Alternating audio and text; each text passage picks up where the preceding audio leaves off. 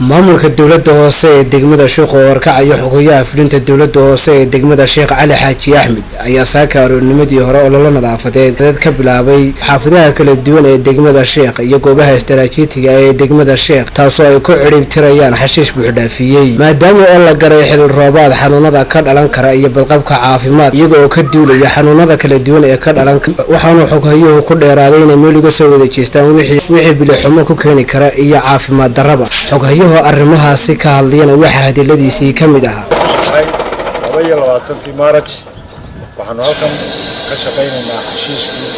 shalay iyo maanta iyo berito 3 cisho ayaanu buraynaa xashiishkii si caafimaadka loo wanaajiyo laga hortagana wixii ka dhalan kara ee caafimaad darra magaalada oo dhan cagafyada sanadkiisa iskaga مشروع هول بلارن أو أحسدي أمرك مدحينه كبحيي سارد عافماتنا نوسو مري أمريكا أيام ما الله بلارنا إلى شريتان ودني وأنا موضعنا إلى بريتو الحمد لله رب العالمين وأنا وقتي روب كنا وندو ساري والحمد لله إلى سيان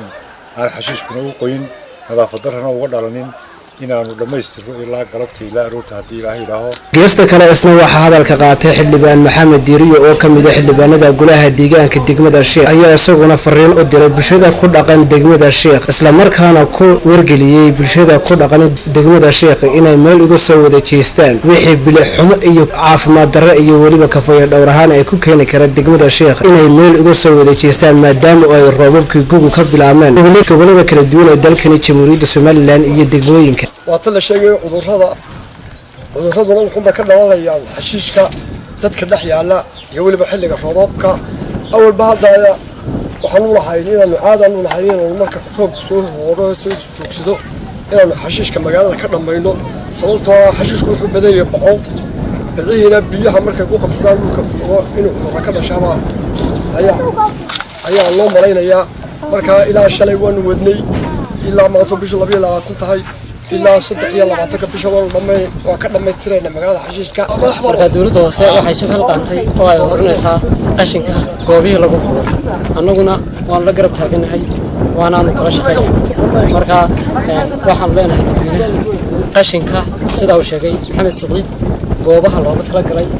ديجا أما الريا شوان إسكندر الريا أما فاستو كدب سيجارو بتدبات كم مرة دين سمرة دبنا يدك قاضي لو جيو قوبت الله بترك لي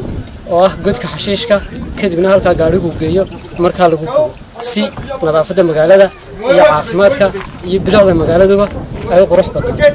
أنا قلنا إن شاء الله حرجيننا إن أنو وحويان سداس يسكس قروح بدنبا أنا ولا عم بقى دونه وقنا شغين دونه قشنك المجالة